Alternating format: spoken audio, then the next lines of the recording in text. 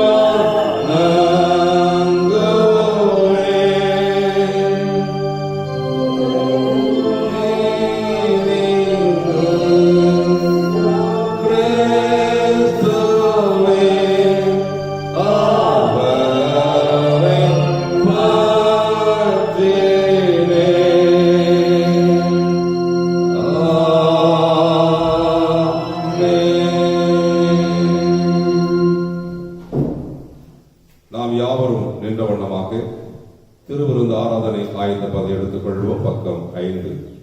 இந்த வண்ணமாக ஜெபம் செய்வோம்.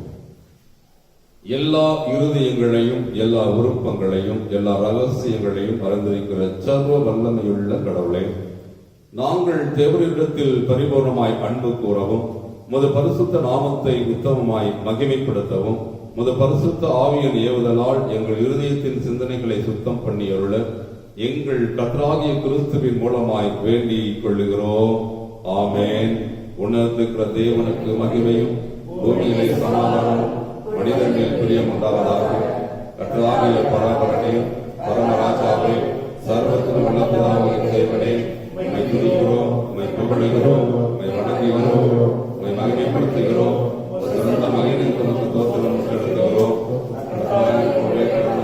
இயேசு கிறிஸ்துவே, கர்த்தராகிய பராபரனே, பிதாவாகிய சுதனே, உலகத்தின் பாவத்தை சுமந்து உலகத்தின் பாவத்தை சுமத்தி ஜபத்தை ஏற்றுக்கொள்ளும். தேவனாகிய பிதா வலதுபார்க்க வீட்டில் நீரே பரிசுத்தர், இயேசு கிறிஸ்துவே, தேவரே ஒருவரே, பரிசுத்த ஆவியானவரே, தேவனாகிய பிதாவின் மகிமையிலே உன்னதமானவராய் இருக்கிறீர். ஆமென். பக்கம் 1. கடவுள் திருவுளம் பற்றி சொல்லிய வார்த்தைகளாவன: உன் தேவனாகிய கர்த்தர் நானே, என்னையன்றி உனக்கு வேறே தேவர்கள் உண்டாயிருக்க வேண்டாம்.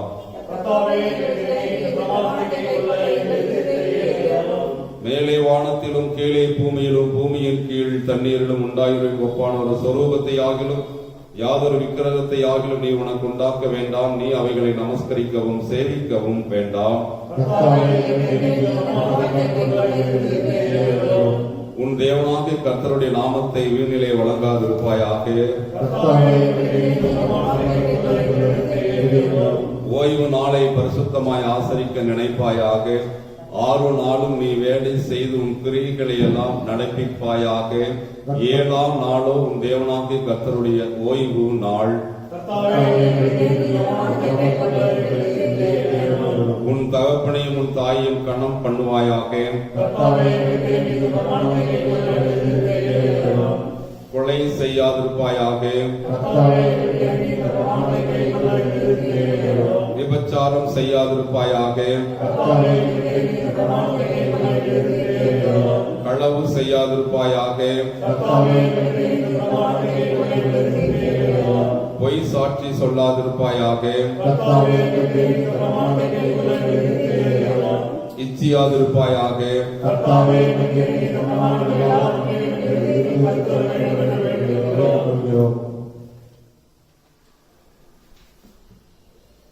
பக்கம் 6. சகோதர சகோதரிகளே, நாம் இப்பொழுது கடவுளுடைய மகா பரிசுத்த வசனத்தை கேட்கவும் ஆண்டவருடைய திரு சரீரத்தின் திரு ரத்தத்தை பெற்றுக்கொள்ள இங்கே கூடி வந்திருக்கிறோம். உத்தம மனஸ்தாபத்தோடும் உண்மையான விசுவாசத்தோடும் அவரிடத்தில் கிட்டிச் சேருவதற்காக கடவுளுடைய கிருபையை தேடி முழங்கால் படியிட்டு அமைதியாக நம்மை நாமே சோதித்து அறிவோமாக.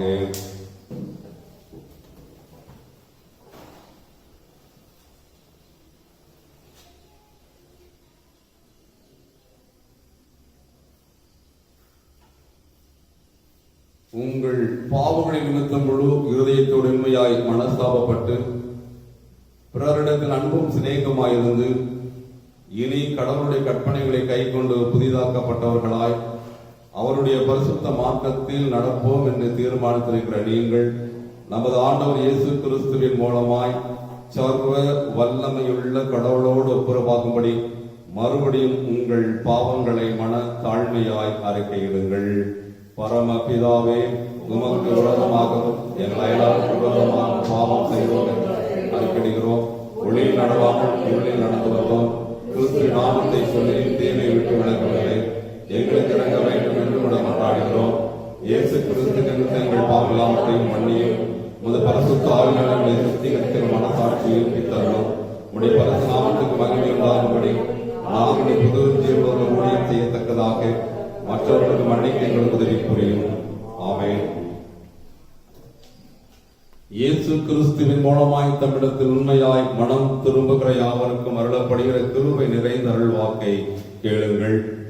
வருத்தப்பட்டு பாரம் சுமக்கிறவர்களே, நீங்கள் எல்லாரும் என்னிடத்தில் வாருங்கள், நான் உங்களுக்கு இளைப்பாறுதல் தருவேன். தேவன் தம்முடைய ஒரே பேரான குமாரனை விசுவாசிக்கிறவன் எவனோ அவன் கெட்டு போகாமல் நித்திய ஜீவனை அடையும்படிக்கு அவரை தந்தருள் இவ்வளவாய் உலகத்தில் அன்பு கூர்ந்தார். பாவிகளை ரட்சிக்க கிறிஸ்து இயேசு உலகத்தில் வந்தார் என்கிற வார்த்தை உண்மையும் எல்லா அங்கீகரிப்புக்கும் பாத்திரமும் ஆனது. ஒருவன் பாவம் செய்வானானால் நீதிபரக்கிற இயேசு கிறிஸ்து நமக்காக பிதாவின் இடத்தில் பரிந்து பேசுகிறாய் இருக்கிறார்.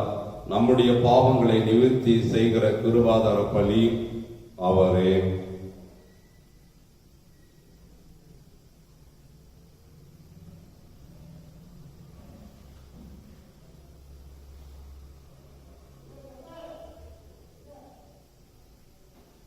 நம்முடைய பரம பிதாவாகிய சர்வ வல்லமையுள்ள கடவுள் உத்தம மனஸ்தாபத்தோடும் உண்மையான விசுவாசத்தோடும் தமிழத்திற்கு மனம் திரும்பி தங்கள் சகோதரி சகோதர குற்றங்களை மன்னிக்கிற யாவருக்கும் பாவ மன்னிப்பு அருளி செய்வோம் என்று மிகுந்த இரக்கமாய் வாக்குத்தத்தம் செய்திருக்கிறார்.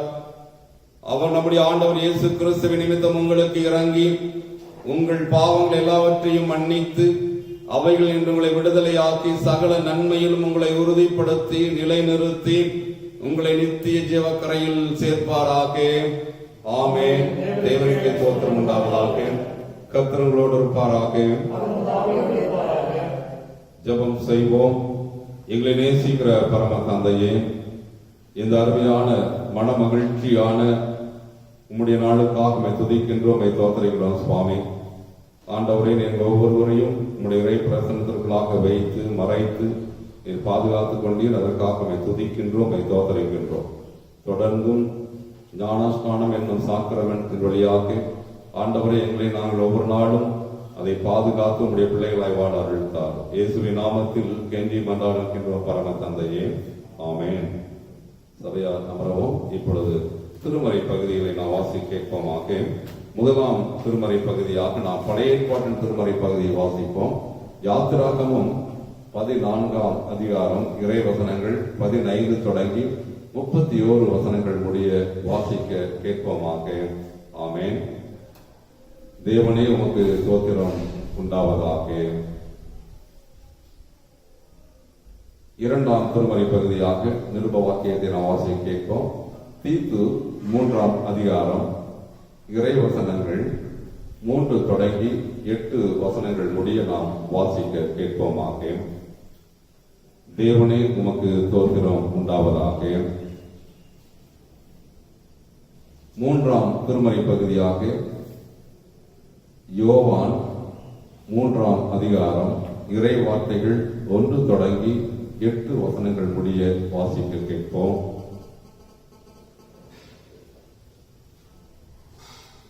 கிறிஸ்துவே, உமக்கு மகிமை உண்டாவதாக. ஆமென். ஜெபம் செய்வோமாக. எங்களை நேசிக்கிற பரம தந்தையே, இந்த அருமையான இந்த மனமகிழ்ச்சியான உங்களுடைய நாளுக்காக துதிக்கிறோம், தோத்தரிக்கிறோம் சுவாமி. ஆண்டவரே, இந்த நாளிலும் உம்முடைய இறை வார்த்தைகளை நாங்கள் சிந்திக்கின்ற பொழுதும் பரிசுத்த ஆவியானவராக நீர் எங்களோடு நீர் இடைபடவும் உம்முடைய மெல்லிய சத்தத்தை நாங்கள் உணர்ந்து கொள்ள நீ அருள் தாரும். அடியனை நான் உம்மிடத்தில் நான் தரை மட்டுமாக நான் தாழ்த்துகிறேன். இந்த வார்த்தைகளை வெளிப்படுத்தும் நீர் எங்களோடு பேசு. இயேசுவின் நாமத்தில் கெஞ்சி மன்றாடுகின்றோம் பரம தந்தையே. ஆமென். கிறிஸ்துவுக்குள் அன்பானவர்களே, இந்த அருமையான இந்த மனமகிழ்ச்சியான நாளிலும் ஆண்டவராக இயேசு கிறிஸ்துவின் இறை பெயரில் முதலாவது நான் உங்கள் ஒவ்வொருவரையும் நான் வாழ்த்துகின்றேன். இந்த நாளிலும் நம்முடைய இறை வார்த்தைகளை நாம் சிந்திக்க கொடுக்கப்பட்டுள்ள தலைப்பு திருமுழுக்கு ஓர் அருள் அடையாளம். The Sacrament of Baptism என்ற தலைப்பு கொடுத்திருக்கிறார்கள். இந்த தலைப்பு திருமுழுக்கு என்பது ஆண்டவர் கிறிஸ்தவ மக்களாக நாம் ஒவ்வொருவரும் கொடுத்திருக்கின்ற ஒரு அருள் கொடை. இந்த திருமுழுக்கின் வழியாக நாம் ஆண்டவரை நாம் மகிமைப்படுத்தவும், இதன் மூலமாக ஆண்டவரை நாம் ஒவ்வொரு நாளும் மகிமைப்படுத்திக் கொண்டிருக்க ஆண்டவர் கொடுத்த அவருடைய கிருபைக்காக நன்றி சொல்லி இப்பொழுது ஒரு பாடலை பாடுவோம். அதன் பின்பதாக இறை செய்திக்காக நாம் கடந்து செல்வோம். வெள்ளை புறா ஒன்று விண்வெளி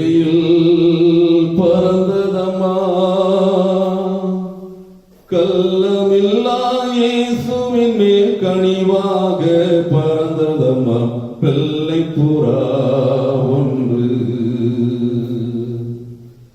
ஆவியர் அமர்ந்தால் அருள்மழை பொழியும், ஆவியர் அமர்ந்தால் அருள்மழை பொழியும்.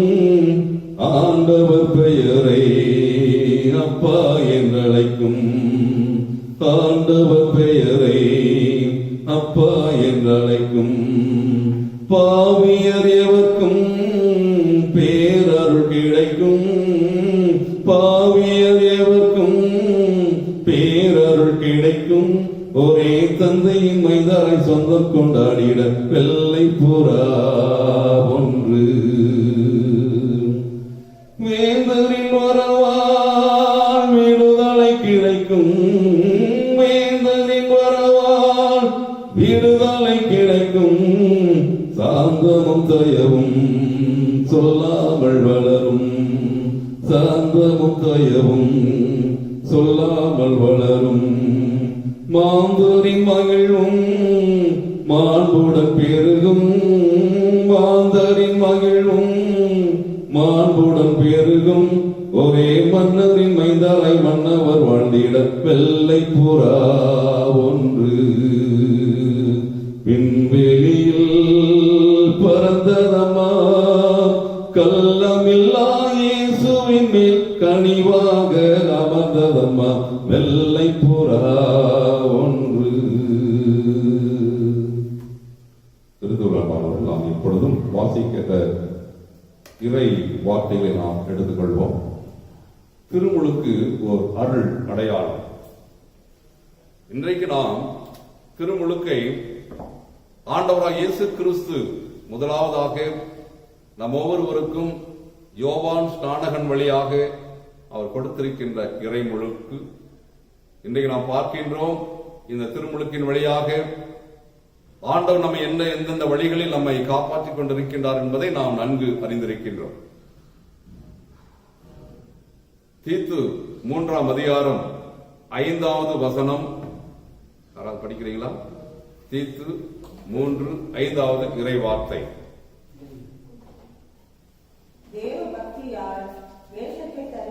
இங்கே பார்க்கிறோம், தேவ பக்தியால் வேஷத்தை தரித்து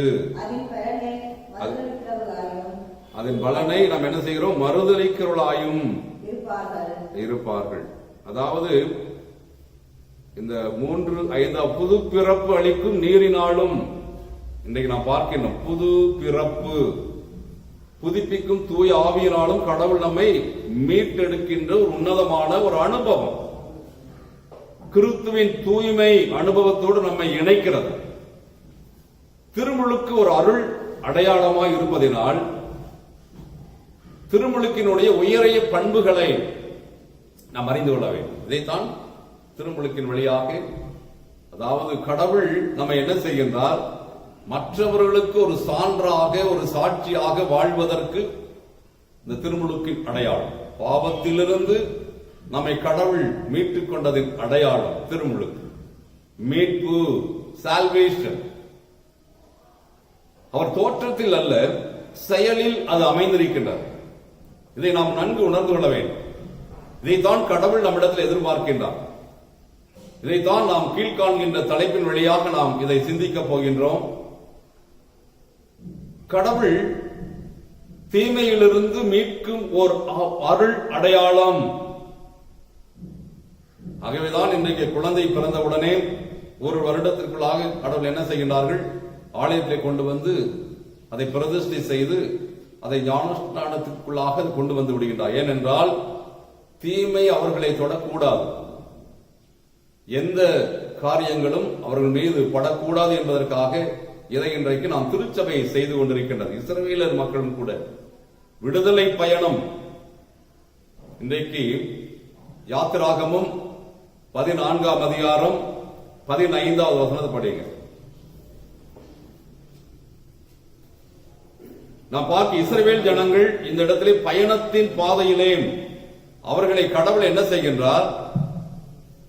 அவர்களோடு இருக்கின்றார். யாத்திரீகம் செய்கின்றார்கள், பயணிக்கின்றார்கள். பயணிக்கின்ற பொழுது கடவுள் அவர்களோடு இருக்கின்றார். அவர்களைத்தான் கடவுள் பார்வோன் படை வீரர்கள் என்ன செய்கின்றார்கள்? தீமை தருகின்றவர்களாக பின்தொடர்ந்து வந்து கொண்டிருக்கின்றார்கள். இந்த பகுதியை நாம் நன்கு அறிவோம். யாத்திராகமம் 14, 15, 31 இறை வார்த்தைகள் தெளிவாக சொல்கிறது. கடவுள் அவர்களை என்ன செய்கின்றார்? அந்த தீமையினால் அழிந்து விடாதபடி அவர்களை பாதுகாக்கின்றார். ஒரு அரண் போல கடவுள் பாதுகாக்கின்றார். அவர்களை மீட்டார். மேகமும் கடலும் தீமையிலிருந்து இஸ்ரவேலரை மீட்கும் ஓர் அருள் அடையாளமாக இது விளங்குகிறதை நாம் அறிவோம்.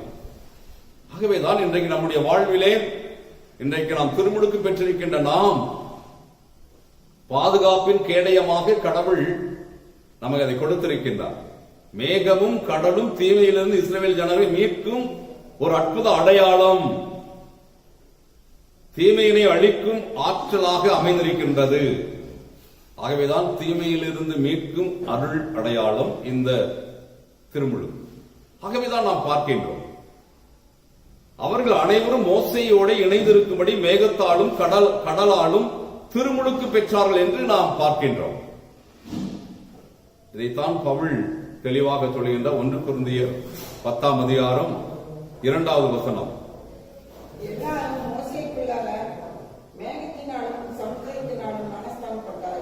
இங்கே பார்க்கின்றோம், எல்லாரும் சமுத்திரத்தினாலும், இதனால் அங்கே ஞானஸ்நானம் பெறுகிறார்கள். சமுத்திரத்தினாலும், மேகத்தினாலும், சமுத்திரத்தினாலும் ஞானஸ்நானம் பெற்றார்கள். ஆகவேதான் கடவுள் இதை அங்கே தெளிவுபடுத்துகின்றார். 3வது வசனத்தை பார்க்கின்றோம். எல்லாரும் ஒரே ஞான போஜனத்தை புசித்தார்கள். ஒரே ஞான போஜனத்தை புசித்தார்கள்.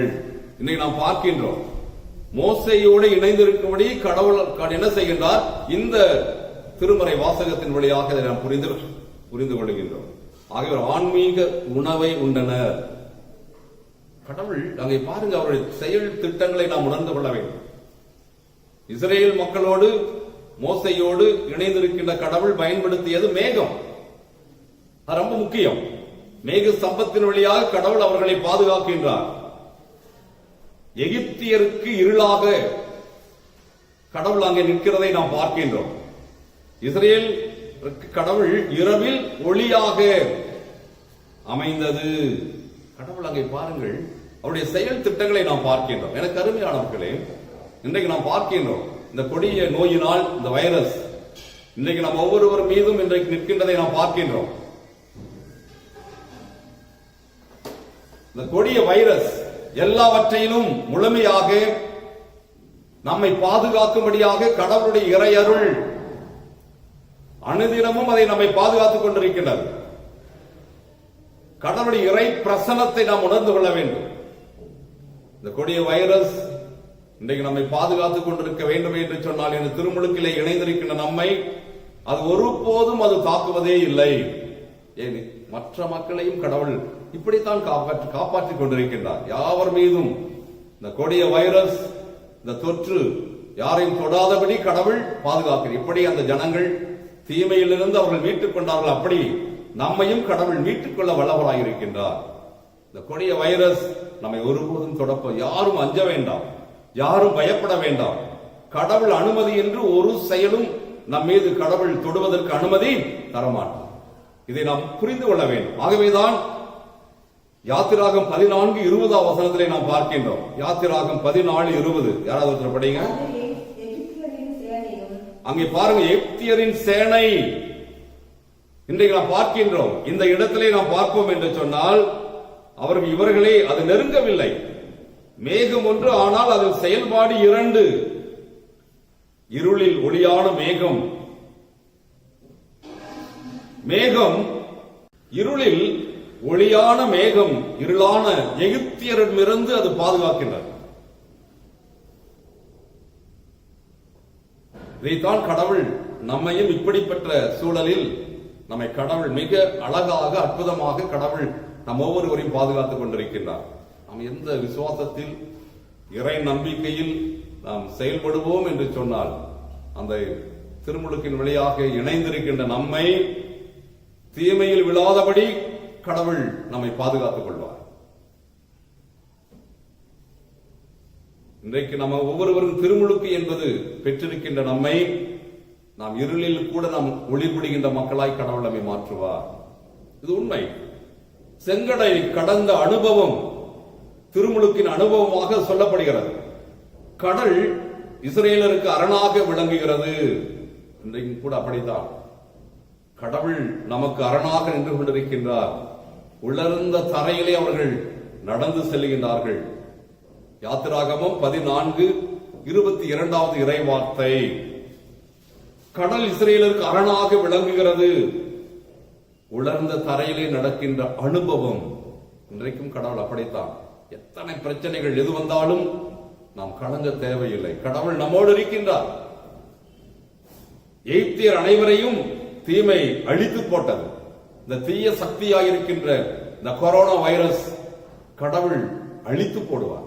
இன்றைக்கு இந்த விசுவாச நம்பிக்கை நம்மில் இருக்க வேண்டும். கடவுளுக்கு நேர் விரோதமான காரியத்தை செய்யாமல் கடவுள் மீது இறைப்பற்று நம்பிக்கை வைத்து நாம் நடப்போம் என்று சொன்னால் கடவுள் நம் ஒவ்வொரு நாளும் நம்மை காப்பாற்றுகிறவராக இருக்கின்றார். ஆகவே கடல் வாழ்வின் நிலைகளை திருமறை அதைத்தான் சொல்கிறது.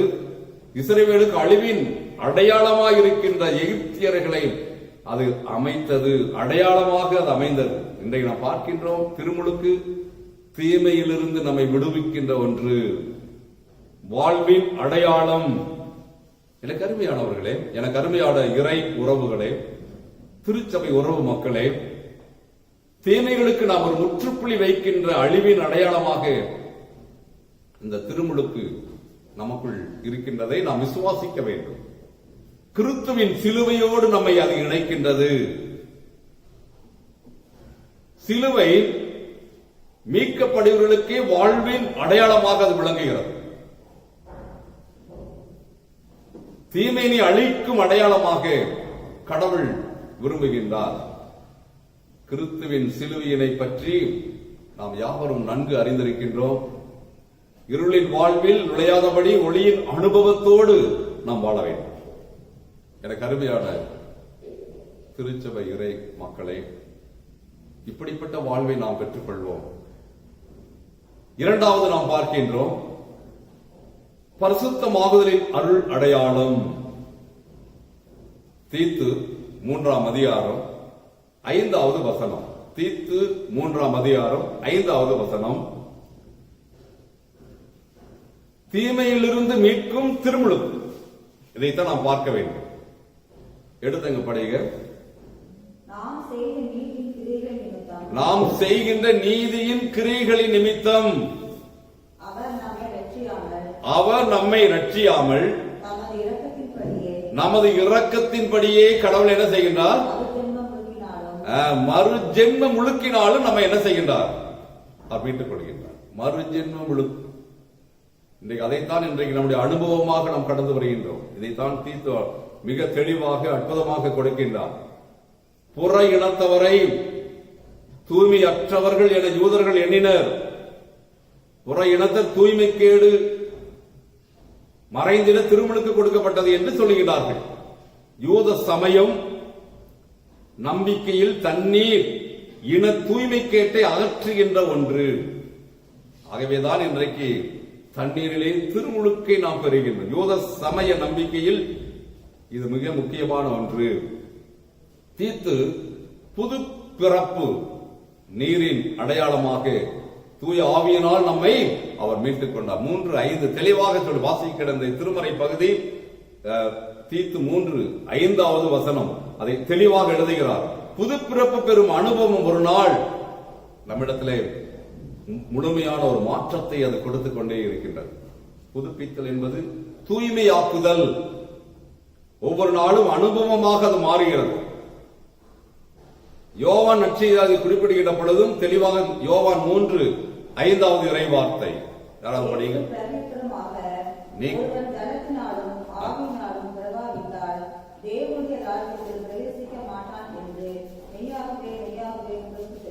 அதைத்தான் யோவான் தண்ணீராலும் ஆவியினாலும் பிறக்கின்ற அனுபவத்தை சொல்லுகின்றார். தேவனுடைய ராஜ்யத்துக்கு நாம் செல்ல வேண்டுமே என்று சொன்னார். ஜலத்தினாலும் ஆவியினாலும் பிறவிட்டால் தேவனுடைய ராஜ்யத்துக்கு நுழைய இயலாது. இதைத்தான் கடவுள் நம்மிடத்தில் எதிர்பார்க்கின்றார். திருமுழுக்கு என்பது ஒரு அடையாளம், ஒரு சைன். ஒவ்வொரு நாளும் நம்மை அது புதுப்பித்துக் கொண்டே இருக்க வேண்டும். கடவுளின் திட்டம் நம்மில் அது வெளிப்பட வேண்டும். அவரது சித்தத்தின்படி வாழவும் வழிகாட்டுகிறது. ஆகவேதான் ஒவ்வொரு நாளும் நம் காலையிலும் மாலையிலும் இறை சித்தத்துக்கு நம்மை ஒப்புக் கொடுக்கின்றோம். ஆண்டவரே, இன்றைக்கு என் நல்வழி காட்டும், இன்றைக்கு என்ன செய்ய வேண்டும், நான் என்ன செய்ய போகிறேன் என்பதையெல்லாம் நீர் எனக்கு காட்டும். அவர் சித்தத்துக்கு நம்மை முழுமையாக ஒப்புக் கொடுக்க வேண்டும். இயேசு திருமுழுக்கு பெற்று தண்ணீரிலிருந்து கரையேறின உடனே வானம் என்ன செய்கின்றது? திறக்கின்றது. கடவுளின் ஆவி அவர் மேல் இறங்கி வருவதை காணுகின்றோம். இந்த அனுபவம், வானம் திறந்தது, என் அன்பார்ந்த மைந்தர் இவர், இமேல் இறங்கி கடவுள் அங்கே வருகின்றார்.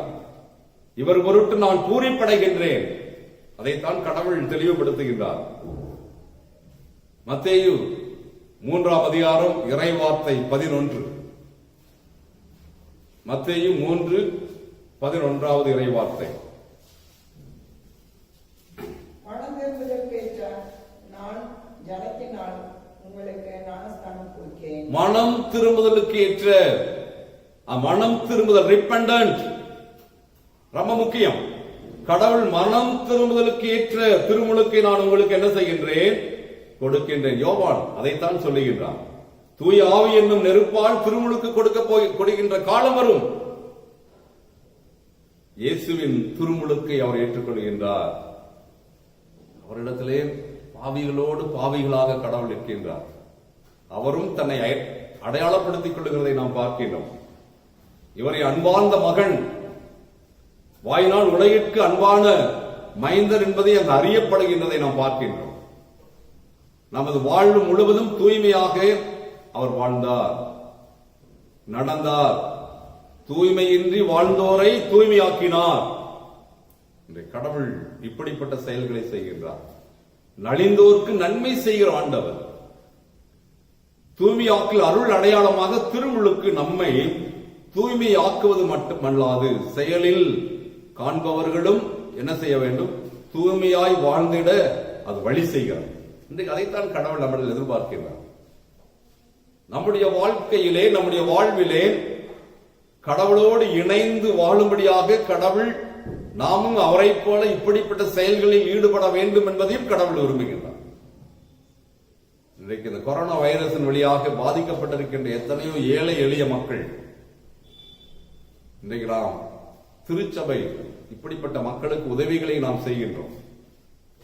இது கடவுள் காண வேண்டும் என்பதற்காக அல்ல, மனிதன் பார்க்க வேண்டும் என்பதற்காக. கடவுள் எல்லாவற்றையும் அறிந்திருக்கின்றார். மூன்றாவது நாம் பார்க்கின்றோம் இறை ஆளுகையின் அருள் அடையாளம். வாசிக்கின்ற நற்செய்தி பாடம் யோவான் 3 இறை வார்த்தை 1-8 வசனங்களில் நாம் பார்க்கின்றோம். யோவான் 3:5 6 படிங்க. இயேசு பிரதியுத்தரமாக, ஒருவன் ஜலத்தினாலும் ஆவியினாலும் புறாவிட்டால் தேவனுடைய ராஜ்யத்திலே என்ன செய்ய மாட்டான்? பிரவேசிக்க மாட்டான். இந்த அடையாளம் இறை ஆளுகையின் அருள் அடையாளம், இந்த ஞானஸ்நானம். இதெல்லாம் இன்றைக்கு கடவுள் நமக்கு கொடுத்திருக்கின்ற ஒரு உன்னதமான ஒரு அனுபவம். திருச்சபை நமக்கு காட்டுகிறது. நீதியின் ஆளுகையை கடவுள் நம்மிடத்தில் எதிர்பார்க்கின்றார். அதாவது அநீதிகள் அனைத்தையும் அகற்ற வேண்டும்.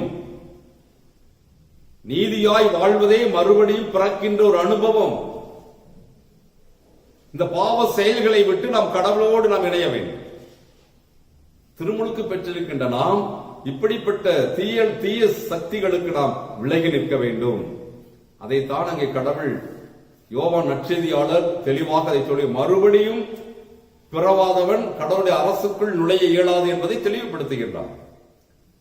இன்னைக்கு நாம் கூட இப்படிப்பட்ட ஆளுகைக்குள்ளாக நம்மை மீண்டும் ஒப்புக் கொடுக்க நாம் எத்தனை பேர் காத்திருக்கின்றோம்?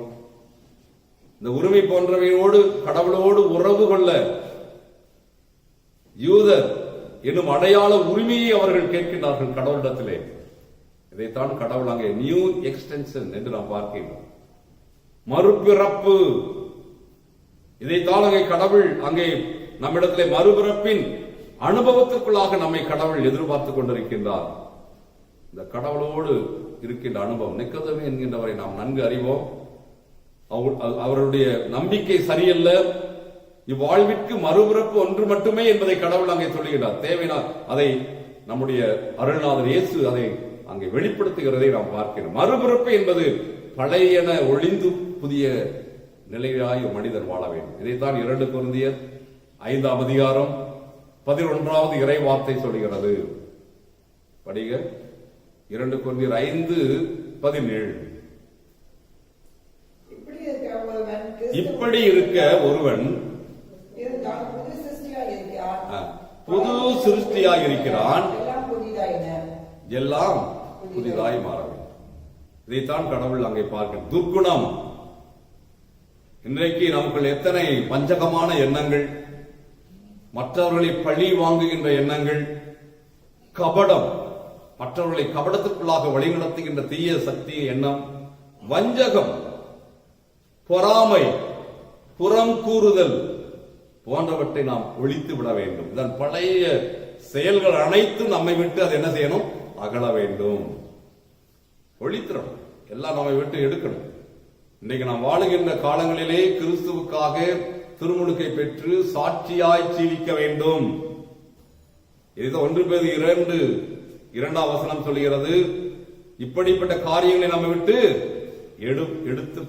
எடுக்க வேண்டும். நம்மிடத்திலிருந்து முழுமையாக மாற்றம் பெற வேண்டும்.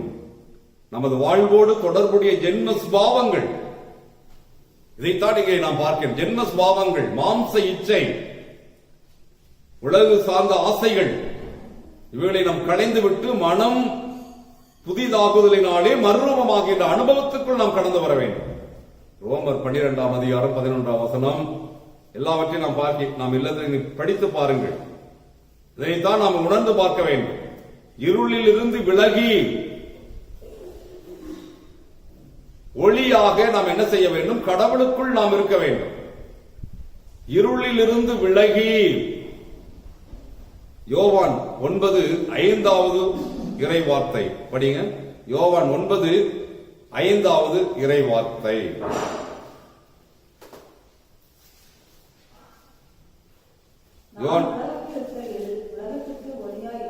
அங்கே நான் உலகத்தில் இருக்கையில் உலகத்திற்கு நான் எப்படி இருக்கின்றேன்? ஒளியாய் இருக்கிறேன். அதைத்தான் இருளில் இருக்கிற ஜனங்கள் பெரிய வெளிச்சத்தை கண்டார்கள். ஒளியான இயேசுவில் நாம் நிலைத்திருக்க வேண்டும். ஒளியின் தன்மைகளை உலகிற்கு நாம் வெளிப்படுத்த வேண்டும். நம்மை அழித்துக் கொண்டு மற்றவர்களுக்கு வெளிச்சம் காட்டும் மக்களாய் நாம் வாழ வேண்டும். இதுதான் திருமுழுக்கினுடைய இறை ஆளுகையின் தன்மை. இதைத்தான் கடவுள் உலகத்துக்கு எடுத்துரைக்கும்படியாக நம்மை கடவுள் அழைத்திருக்கின்றார்.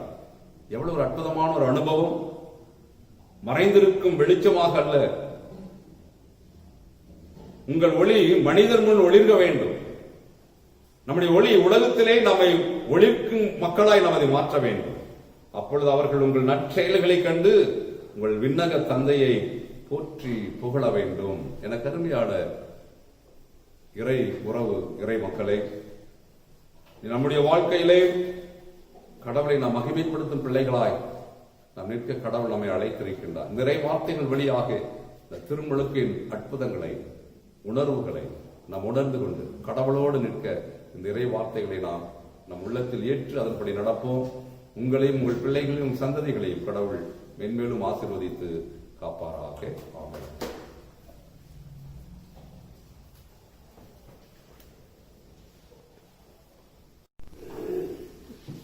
நாம் யாவரும் எழுந்து நின்று கிறிஸ்தவ கீர்த்தனைகளில் 224வது பாடலை நாம் யாவரும் பாட, அப்பொழுது நம்மையும் நம்முடைய காணிக்கை நம் ஆண்டவருக்கு என்று நாம் படைப்போமாக. தாசரை தரணி அன்பாய் என்ற பாடலை நாம் யாவரும் இணைந்து பாடுவோம்.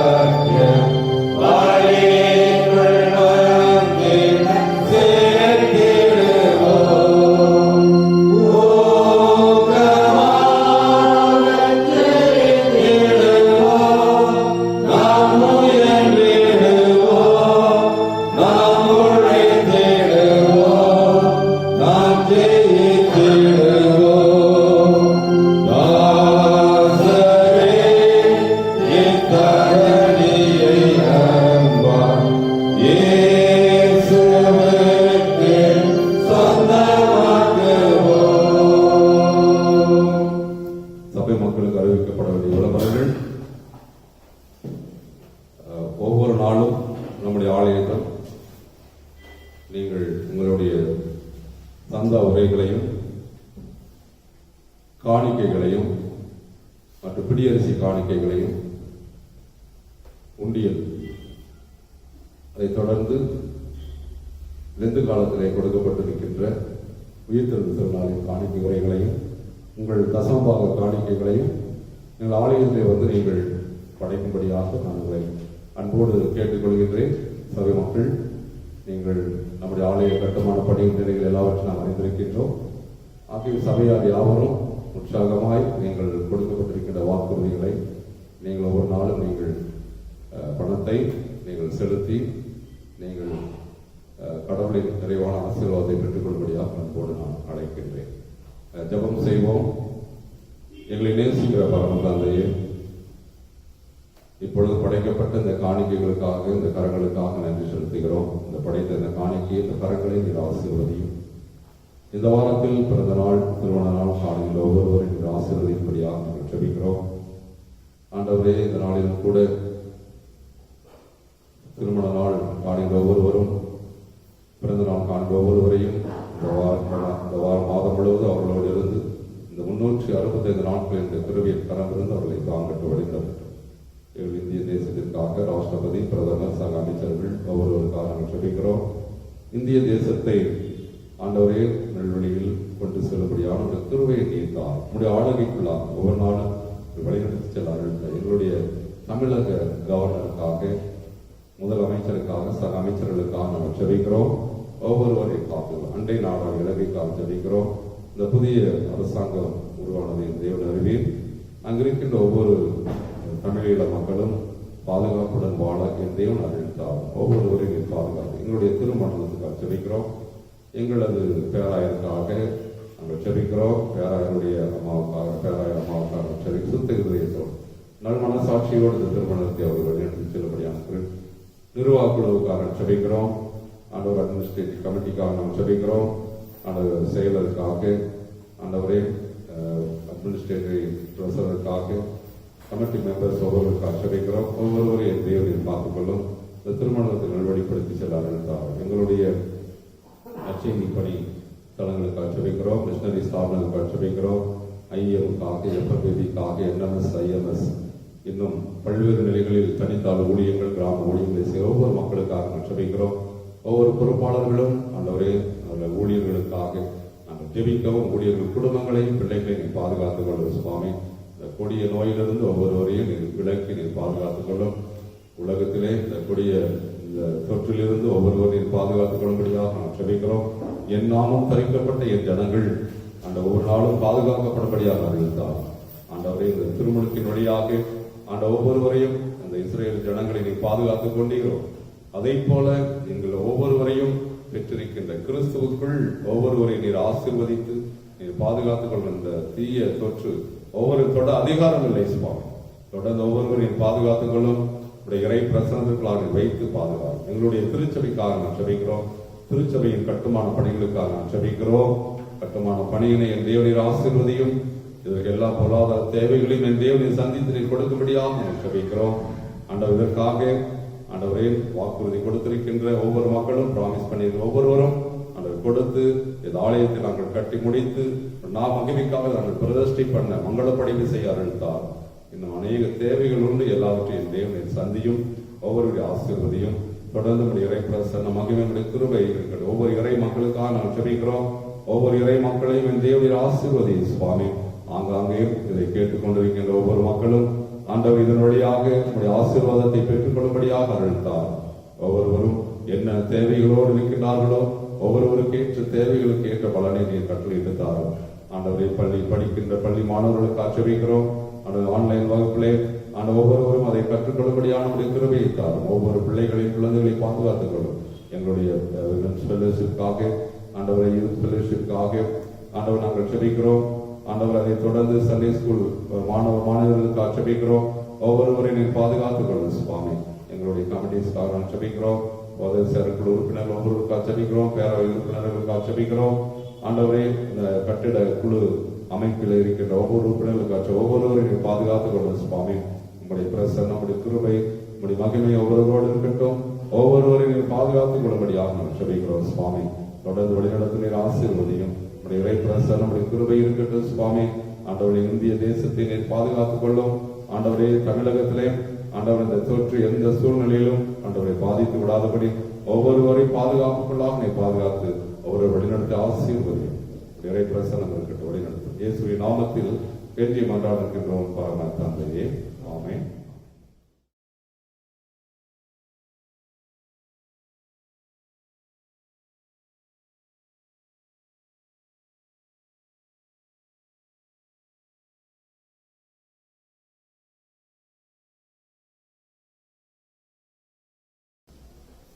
நாம் யாவரும் எழுந்திருந்து திருவிருந்துக்காக நாம் வருவோம். திருவிருந்து ஆயத்தத்துக்காக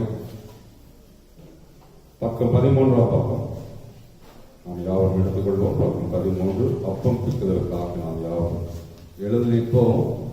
பக்கம் 13 அப்பம் பிக்குதல்.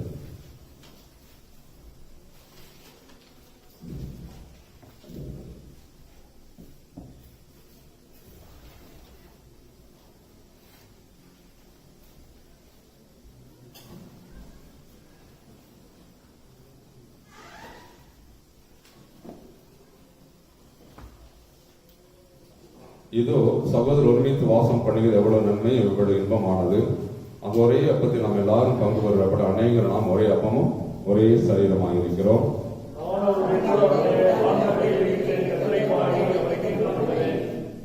இடப்புற வளரும் கையிலே நாம் கரங்களை கூப்பி, நாம் கையில தொட வேண்டாம், கரங்களை கூப்பி நாம் கடவுளுக்கு சமாதானத்தை பகிர்ந்து கொள்வோம்.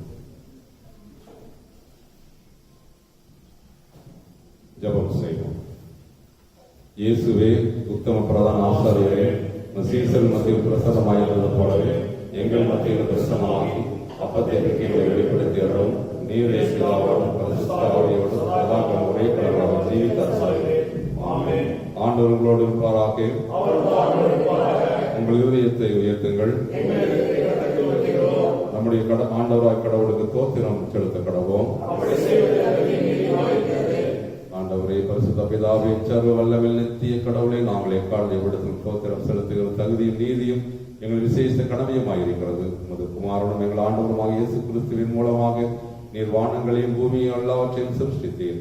உமது மனிதன் சாயலாக உண்டாக்கினீர். அவன் பாவத்தில் விழுந்த போது புது சிருஷ்டியின் முதல் பலனாக நீர் அவனை மீட்டுக் கொண்டீர்.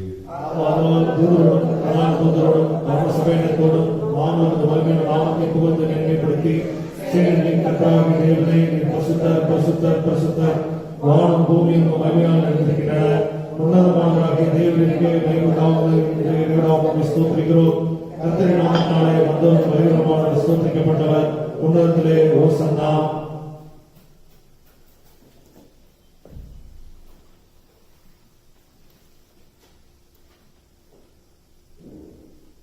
பிதாவே, நீர் பரிசுத்தர், நீர் தோற்கடிக்கப்பட்டவர். தேவன் மறுவிருக்கமாய் அன்பு கொண்டு ஒரே பேரனுக்குமான இயேசு குறித்து எங்கள் தன்மையை தரித்துக் கொள்ளவும், சிலுவையில் மறித்து எங்களை மீட்டுக் கொள்ளவும் அவரை தந்தருளினீரே. அவர் சிலுவையில் ஒரே தரம் தம்மை தாம் ஏகபடியாக ஒப்புக் கொடுத்து சர்வ லோகத்தின் பாவங்களையும் நிவர்த்தி செய்வதற்கு நிறைவும் பொருளும் சொந்தமான பலியையும் காணிக்கையும் பரியாற்றி செலுத்தினது அல்லாமல்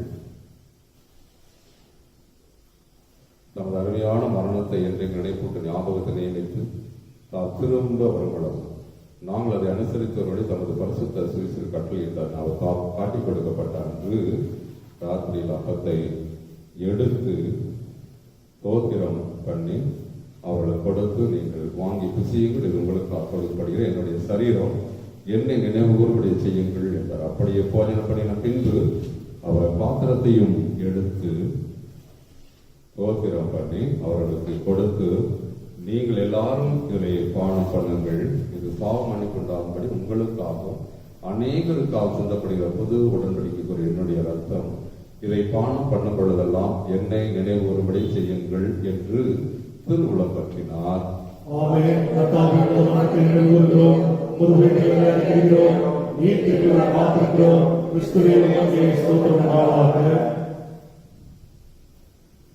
ஆதலால் பிதாவே, உமது குமாரனாகிய ஆண்டவரின் அருமையான பாடுகளை, மரணத்தை, மகிமையான உயிர்த்தெழுதலை பரம்பேத நினைவு கொண்டு அது அடியாரையாக நாங்கள் அவருடைய கட்டளைப்படியில் திரும்ப வரும்பொழுது நினைவு கொண்டு செய்கிறோம். அவர் நீர் எங்களுக்காக நிறைவேற்றின பூர்ண மீட்புக்காக நன்றி செலுத்துகிறோம். கர்த்தாவே, எங்கள் தேவனே, உம்மை துதிக்கிறோம், உம்மை புகழ்கிறோம், உம்மை மகிமைப்படுத்துகிறோம். இரக்கமுள்ள பிதாவே, நாங்கள் இருக்கிற அப்பவும் கிறிஸ்துவனுடைய சரீரத்தின் ஐக்கியமாகி நாங்கள் ஆசீர்வதிக்கிற பாத்திரம் கிறிஸ்துவனுடைய சரீரத்தின் ரத்தமாய் இருக்கும்படி எங்களையும் நீரை தந்த இந்த அப்பத்தையும் இந்த திராட்சை ரசத்தையும் இந்த பரிசுத்த ஆவியால் பரிசுத்தப்படுத்த வேண்டும் என்று மிகுந்த தாழ்மையோடு பிரார்த்திக்கிறோம். நாங்கள் எல்லாரும் எங்கள் ஆண்டவர் கிறிஸ்துவில் கூட்டி இணைக்கப்பட்டதாகி விசுவாச ஒருமைப்படவும் தலையாக எல்லாவற்றையும் வளரவும் கிருபை அவரோடு பரிசுத்த ஆவியோடும் ஐக்கியமாயிருக்கிற சர்வ வல்லமையுள்ள பிதாவாகி உமக்கு அவர் மூலமாய் சகல கணமும் மகிமையும் என்றென்றைக்கும் உண்டாவதாக. ஆமென். நாம் யாவரும் இணைந்து இறைமகன் இயேசு கற்பித்த பரம்பரை ஜெபத்தை நாம் அவர்கள் அருளப்பட்ட தைரியத்தோடு நாம் சொல்லுவோம். பரம்பரை எங்கள் பிதாவே,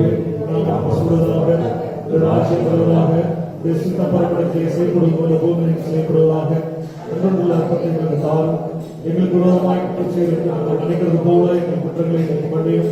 எங்களை சோதனைக்கு பிரவேசமானாலும் தீமைக்கு ரட்சித்துக் கொள்ளும். ராஜ்யம் மகிமை. ஆமென்.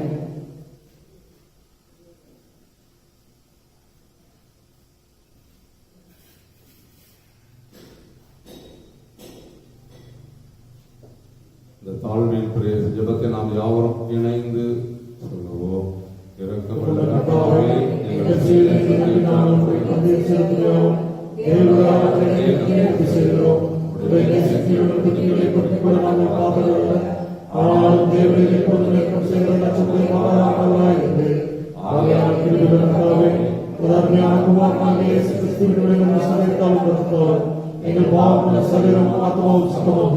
எப்பொழுதும் நாங்கள் அவருக்குள்ளும் எப்பொழுதும் வாசமாக இருக்கிறது கேட்டருவாய். அவர் சகலத்தை புசித்து அவருக்கு பாடமான கிருபை செய்கிறோம். ஆமென்.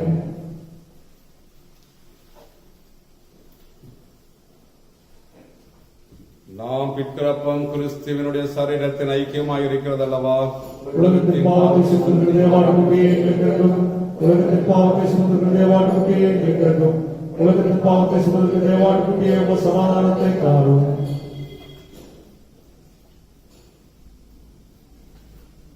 எல்லாம் ஆயுதம் அந்த பந்தியில் சேர்ந்து கொள்ளுங்கள்.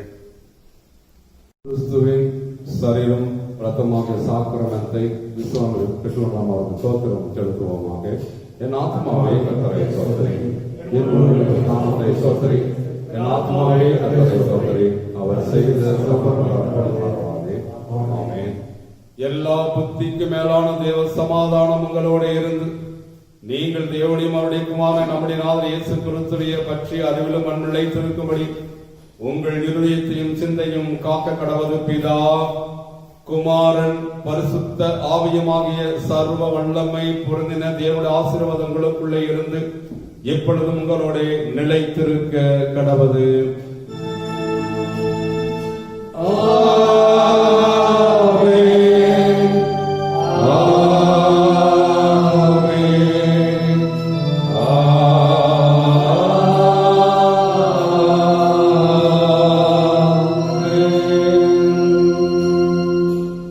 நிறைவு பாடலாக 195 பக்கத்தில் உள்ள 2ஆம் கவியை நாம் யாவரும் இணைந்து பாடுவோம்.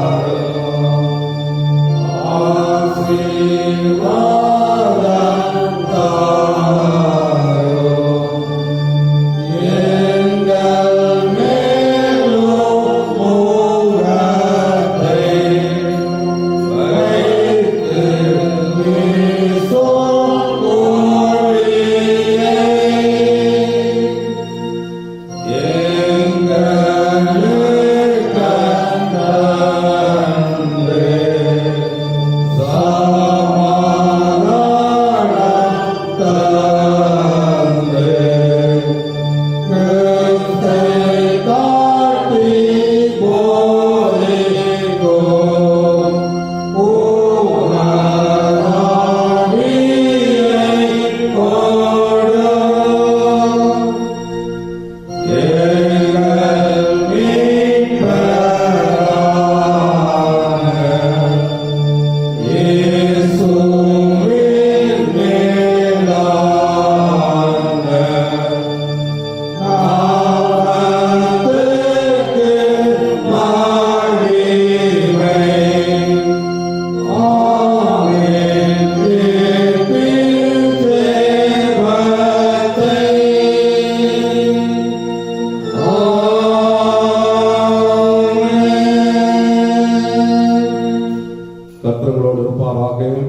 அவர்களுக்காக சமாதானத்தோட போக கடவீர். கர்த்தருடைய நாமத்தினாலே ஆமென்.